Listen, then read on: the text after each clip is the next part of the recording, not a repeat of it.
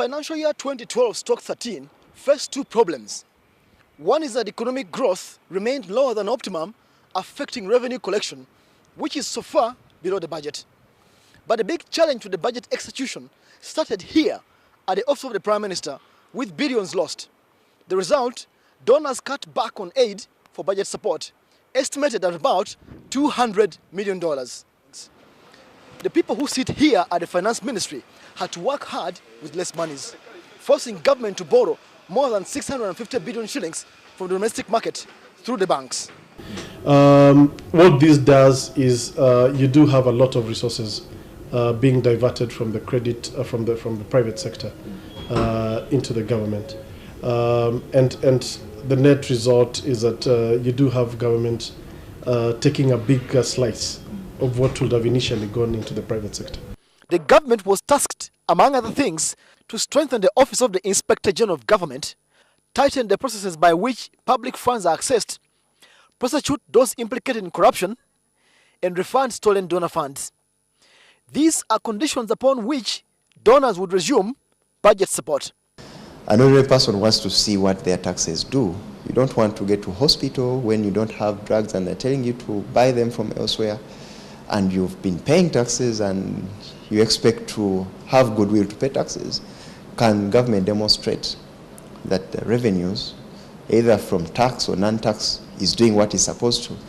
By the donors withdrawing their support, it raises a key challenge for government. I think this is a very good opportunity for the government to think about raising its own resources.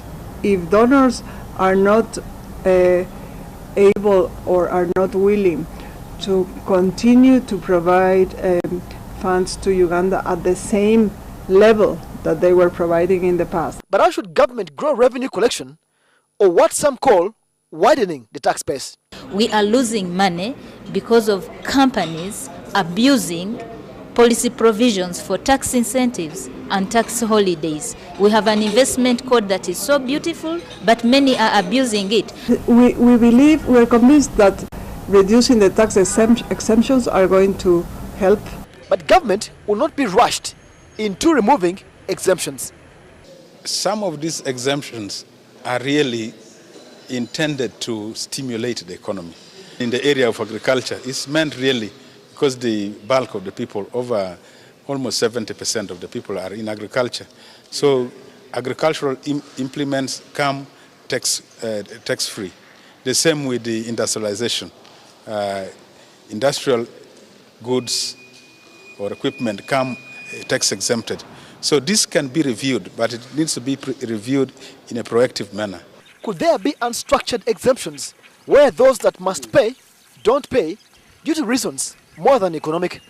When you tax the rural masses, the rural people, not the masses actually, the rural rich, that is where most of the votes are found. Partly the reason may not be that these people cannot easily be identified and taxed. It is where most of the votes that do not question the status quo are found. That's now a political question. Plus, why are things budgeted for and yet they are not executed, like some roads? The projects are put in the budget without necessarily the right analysis and appraisal beforehand.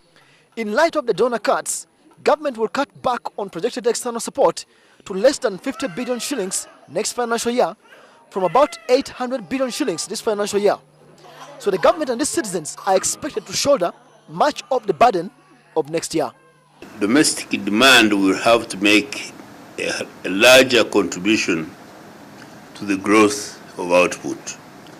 A rebound in household consumption spending will be necessary to boost aggregate demand and real economic growth in the next fiscal year. Government plans to spend on Karuma and other projects to stimulate economic growth. May the Ugandan government and Ugandans prepare to fund most of their budget through paying more taxes and spending more come July the 1st for the next 12 months.